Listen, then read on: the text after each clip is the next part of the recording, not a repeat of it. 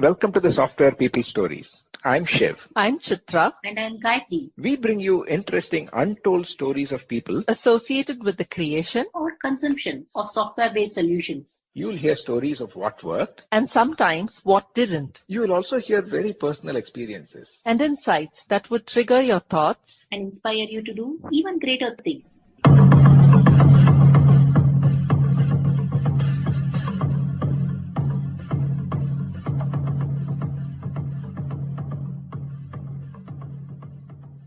Before we jump into today's conversation, a special thanks to PM Power Consulting for encouraging and supporting this show right from the start.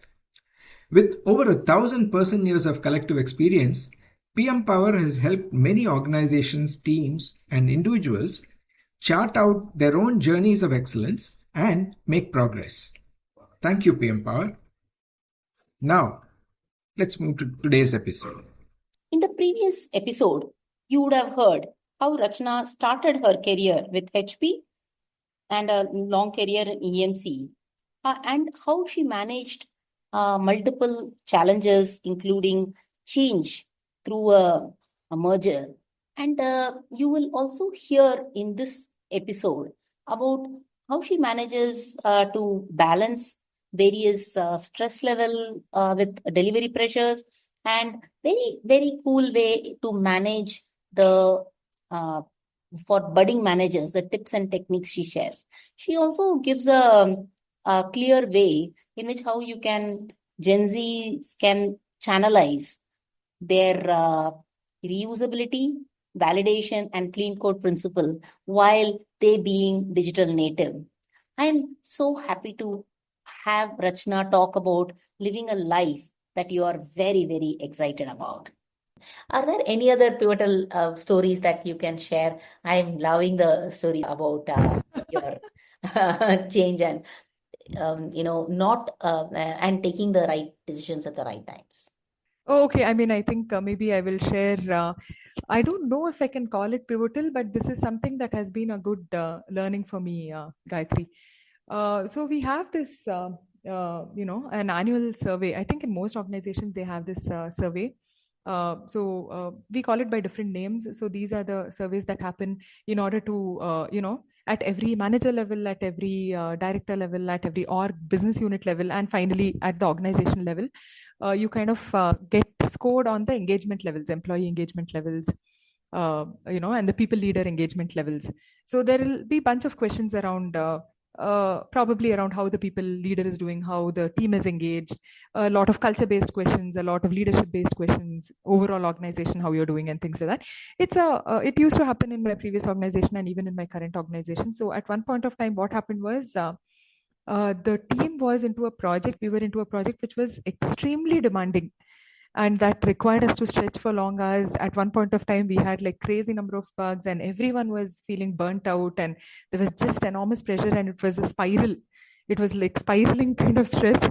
And even in my dreams, I used to get pictures of, okay, how many bugs are outstanding? How are we going to reduce it? So that kind of stress for a few months where we had to deliver some feature on time, and we were extremely burnt out because, due to some reason, some technical things we did not take care of, and, things were looking like it's probably going to slip, and an enormous amount of pressure, right? So that year, what happened was the survey results was pretty bad. The results that I got for myself was obviously bad because people were under a lot of stress and tension and things like that. So, this is more like a vulnerable sharing. No, go ahead. What I did. Yeah, so it was like I did not expect the great scores, but I was really shocked that, how can I get some score like this? It was like someone showing me the mirror saying, this is how you did in this kind of a situation. So people are not happy, sort of a thing. So obviously there were a lot of meetings that were held with the HR, meetings that were held with my higher ups. How can we improve things and all? I took that as a learning, in the sense that, okay, this is something that is a challenge for me. I'm not going to give up. I'm going to work on the feedback that's given very systematically. So in the next 1 year, I just put up a plan like how are we going to increase the engagement, and how are we going to probably have better work-life balance, not get into this stressful situation once again, and things like that. We put up a very systematic plan and identified what areas are bothering, and worked very consciously on these areas and these aspects. And the biggest reward for me was that, at that point of time, the next year when the survey happened, 100% of the people had said, there's a question saying, will you recommend this people manager to others? It was 100%. That means everyone totally agreed on that. And my score was like literally double of what it was the previous year. And things had turned around. And I mean, this is something that I would say as a learning, a reflection. You reflect on your failures. You reflect on what it's trying to teach you, and take it in that spirit and come up. In the sense, that is what resilience is about, right? You fail, you don't give up. You fail, you learn from it. You rise through your failures. So at that point of time, it was humiliating for me. It was hard for me. But then I just made up my mind that, I'm going to turn things around. Let me see how I'm going to turn things around. So that was one moment which I feel like, reflection and calmly handling things can turn around. So thankfully, after that, I think I've got consistently better scores, and I did learn a hard lesson on that aspect. Yeah. Yeah. Because as long as we have software, there'll always be bugs. And then when there are bugs, there are always tension, priority, severity, timeline. I mean, oh yeah. And talk about being in a critical project. It's like you're under the scanner. You're literally under the scanner. All the time. And to make matters worse, we also get into RCAs and how did we reach this point, and more situational handling that more people come and handle. So rather than actually letting more empowerment to the team and providing more support. So I think that's something that I continue to keep advocating to leaders. Hey, you've been in this situation. You have to find out how to plan, and rather than adding more meetings and more bureaucratic aspects of it, rather than doing that, I think. True. Yeah. As part of being a people manager and managing, teams, what all are the tips that you can share with budding managers or folks who want to be managers? What are those few things that you would like to advise on? Right. Okay. So, I mean, I think any manager would be evaluated, or, I would say two cornerstones. One is the business and one is the people aspect. So, for example, if you're given a project or whatever, a couple of projects or something, how are you delivering against the business? So let's say you have some plan, you have given some estimates, so you have to adhere to those timelines and you have to adhere to the quality, etc. So that is the business aspect of it. So overall process adherence is there, and aligning with the organizational goals, the goals which are set to, let's say, the business unit or the organization. That is a business aspect. So that's a given. That is a bare minimum that you are expected to do. That is achieve your business goals and priorities, right? And on the people front, I would say things are getting a little more complex with the millennials and the Gen Zs and the Gen Alphas, right? In fact, in my own team, I see a good amount of, let's say, people who have joined me this year, with the eldest member of the team probably have more than 20-25 years of age difference. So that would actually be a generation gap, isn't it? So this millennial management comes into picture, and handling people with different generations, right? That is also another aspect. So if I have to talk about the people management part, I would say definitely don't think of people as resources to achieve the business goals. Don't consider them as means to achieve an end. Consider them as individuals with their own personalities, with their experiences, with their perspectives, with their hobbies, passions, everything. So each person needs to be understood as a whole, not as a resource to achieve the end result of a project. That is my personal take on it.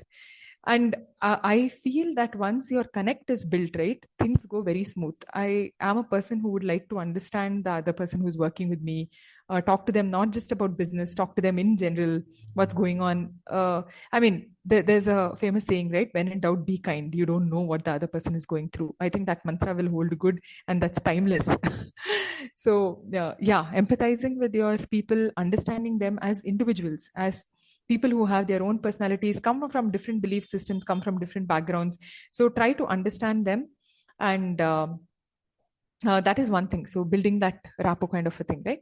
And I think expectation setting is very important. Be it the junior most engineer to your the senior most lead. They should know that this will go down well with my manager. This will not go down well with my people leader or whatever. So what are the expectations? What is acceptable? What is not acceptable? What needs to be done with due diligence? All these swim lanes, they say, right? Establishing the swim lanes. So I think it's important to establish the swim lanes at a team member level as well as at a team level. So they know that this will be accepted. This is what is the process, or this is what is expected. So yeah, I would say definitely expectation setting is one other aspect. And the other aspect, Gayatri, I would just want to touch upon the engagement aspect, right? The people engagement.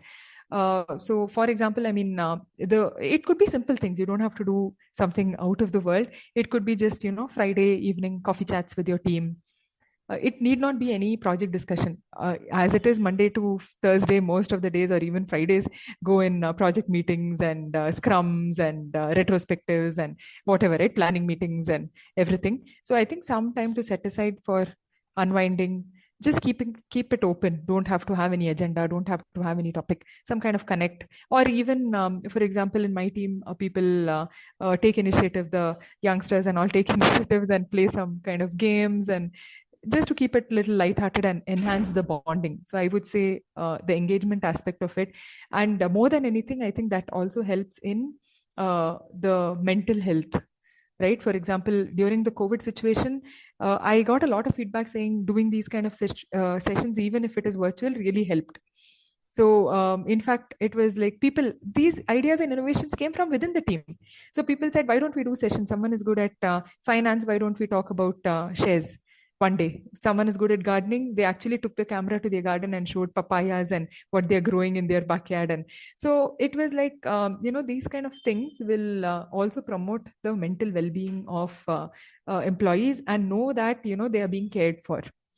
So I would definitely say engagement is a big aspect. And the other aspect is probably their learning and development, like their growth and their professional growth. How are you empowering them? For instance, like for example, I told you about this lean in community and things like that, right?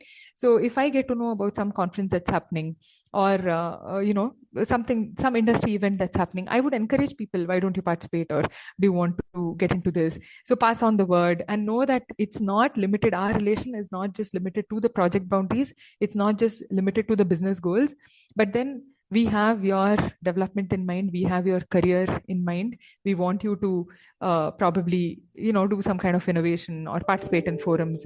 So when you keep the people and customers front and center, I think things are taken care of. That's my take on it.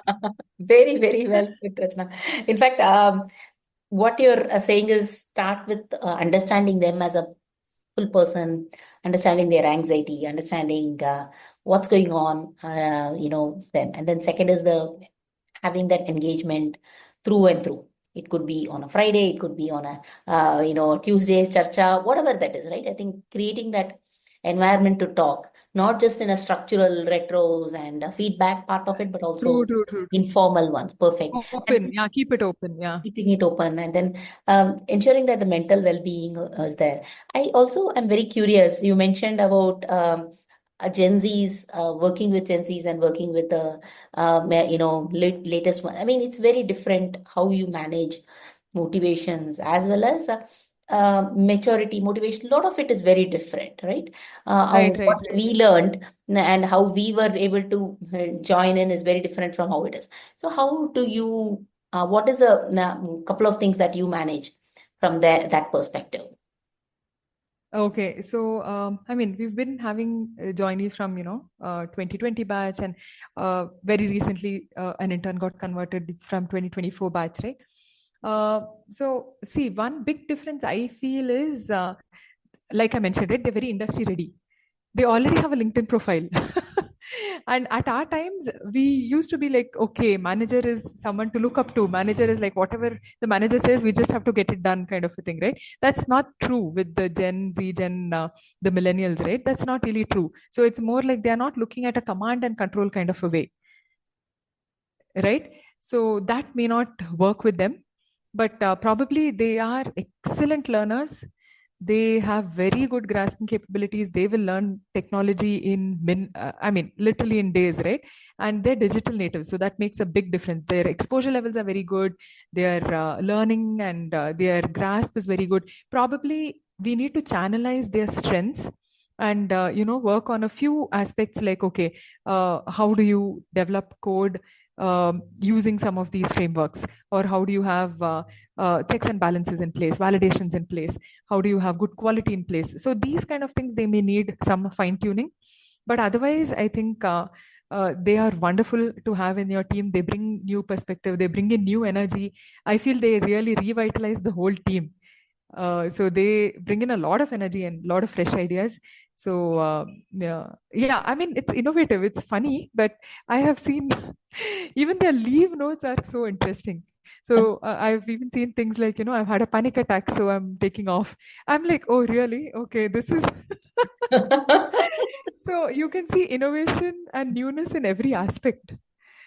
And So what was yeah. polite or what was considered not something that you can share in professional environment, that I margin know, itself is gone, absolutely. right? Completely Yeah, gone.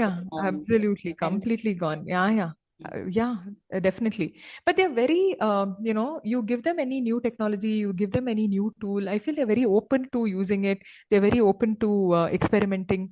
So that is their big time, and that fear is less. mm, So I think there was a lot more fear when we were new joinees, right? So they don't hesitate in talking to people. The communication is on point. That's a big thing that I've seen. So it could be email communication, or it could be, writing their own, the project, whatever the project that they are doing for the college, right? The project reports and all. I'm very surprised. It's so on point. So it feels like they're all. Probably, I mean, probably it could be a niche set of students from certain colleges also, but in general, I feel they are far more confident as someone who are entering the corporate than what would be 10 years, 20 years back. earlier. They're far more confident and industry ready. Completely.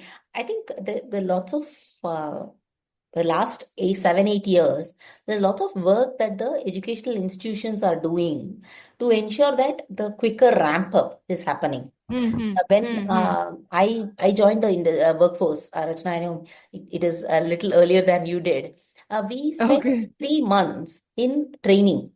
So it means Training, that right, right, right. we learned not just the domain understanding, we also learned C++ coding, coding standards. While we Correct, correct, know correct. how to do Yeah. coding, but we never had this concept of clean code, having that maintenance readiness and all of that very True, true, clearly true. articulated. And it took some time. And now, if you look at it, we spent maybe a week for somebody to come in and say, hey, and that 1 week is even lesser if they are the pre-placement offers, right? They already are interns and that's it, you're done. So that I Yeah, think yeah, yeah. that True, the true. ramping up is much faster. True. Ramping And up is faster. yeah, Absolutely. and as we move towards microservices, move towards more thinner architecture, and flatter, I should say flatter architecture rather than thinner, but I think it's a lot easier to gain that momentum. So, uh, Correct, correct. Yeah. a couple of more. I have two more questions before I open it up. And for the one is, I as you reflect on your career with a long career, right? I don't see any visible break. Maybe there was a break when you're giving birth and everything, right? How has it been? I mean, in terms of continuously working as well as contributing to the society at large and in being inspirational. How is that as a person? Have you thought of, hey, I'm getting burnt out. Can I do this? Because you mentioned about panic attacks. So I'm just trying to connect. Are there something that personally have you felt like that, or that's been a not necessarily something that you would even consider? Okay. So yeah, talking about the career and career break is one aspect I think you talked about, and probably how I deal with if there is a situation of burnout and stress management kind of thing, right? So the first part, interestingly, when I gave birth to my daughter in 2009, you won't believe it, there was no concept of work from home. It wasn't really prevalent at that point of time, right? So everyone would literally come to office and work and go back. So it was very rare that people would take work from home, and that wasn't a very common practice. Unlike post COVID, though, I think more people are working from home than in offices. That's the trend, right? So one thing that I want to bring up here is, and that time there wasn't even the 6 month maternity. So we had just 12 weeks of maternity, right? Now people are really having that good privilege, I would say, and benefit. So at that point of time, what happened was I did extend it for a month or so, but I got back when my daughter was 5th month. And sort of I asked my higher management, and at that point of time, no one was really working from home. But what I said was, my daughter is really young. So can I do one thing? Can I come to office twice a week, and remaining days I will work from home? And probably let us continue for a while, and I will not for any of my commitments, any of my project commitments. So what happened was, at that point of time, they agreed to it, and this went on for 2 years. So literally, until my daughter was 2 years, I was going to office only twice a week, just twice a week. And many of the other women on my floor were like, "Thank you so much for setting that precedence. We are also thinking of something similar, and you set the precedence on the floor." So my take from this particular thing is, if you don't ask, the answer is always a no. So ask for what you want. You never know, because there's no harm. In fact, that is something that I teach my daughter also. And the other day she said she took a second serving at some luncheon, and she was like, "You told me, right? If you don't ask, the answer is always no." So yeah, that's something that was unheard of at that point of time. But then they said, just let's maintain status quo. And it continued for 2 years, and it was really good for me because I could spend time with my daughter. I was feeding her for the first 1 year, and till she grows up and goes to, let's say, play home or something like that. I had to go only twice a week, and remaining days I ensured that sometimes I even ensured I would work over the weekend, so that during the weekday things would be eased out, or I don't have to take that much pressure because I have completed what was assigned to me. So that was the mode of working during those initial stages, right? Well, coming to, have I thought of, taking a break, or have I thought this is burning me out or something like that? I think what really keeps me going is I have passions apart from work, Gayatri.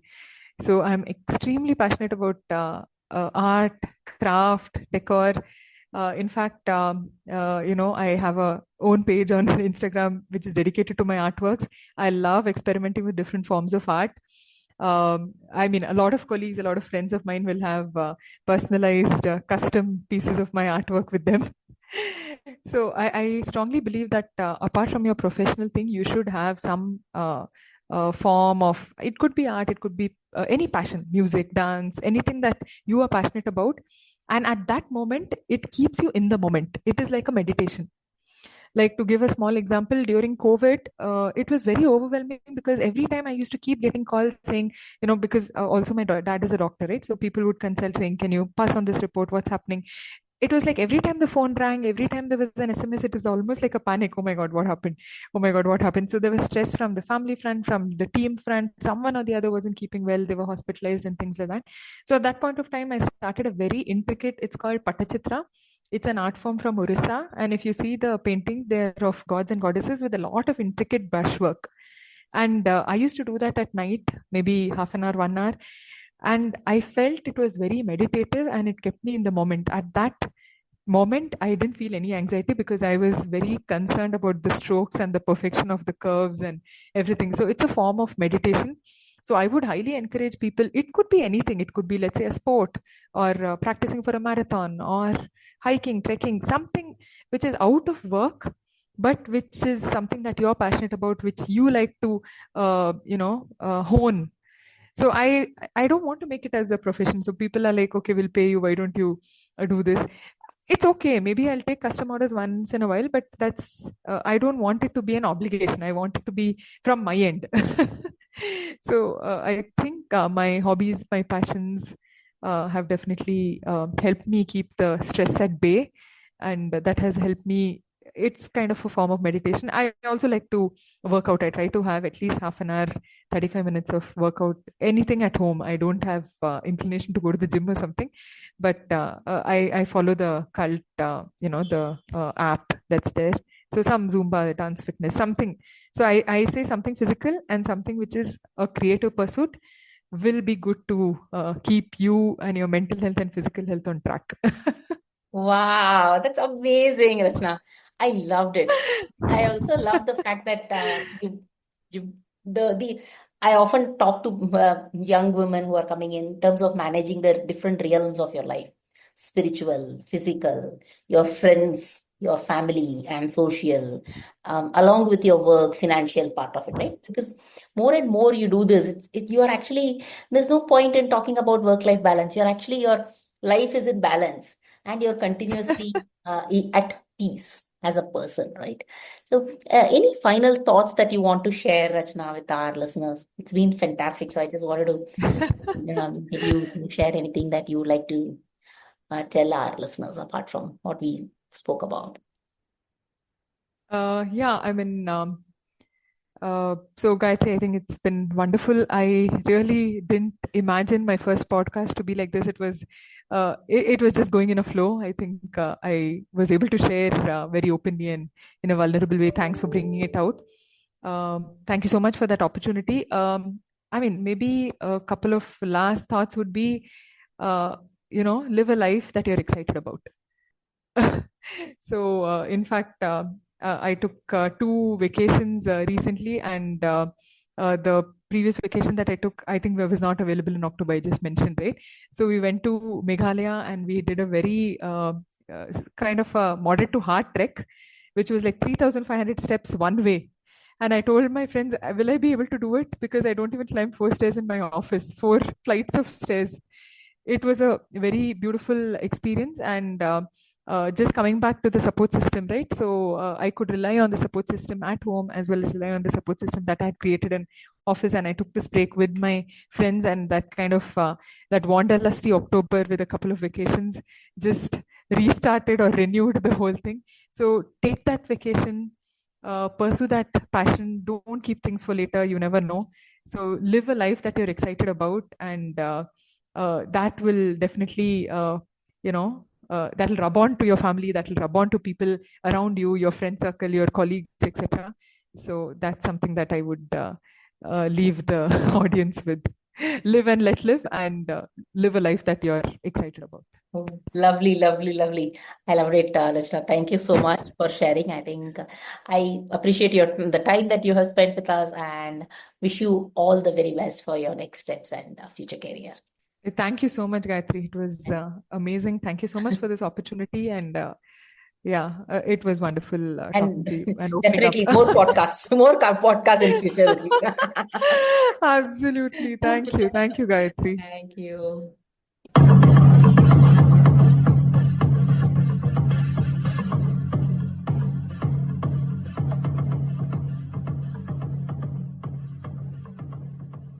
We thank Siddharth for the music and Anita for promoting the Software People Stories. If you like this episode, please subscribe on your favorite podcast client and spread the word in your network.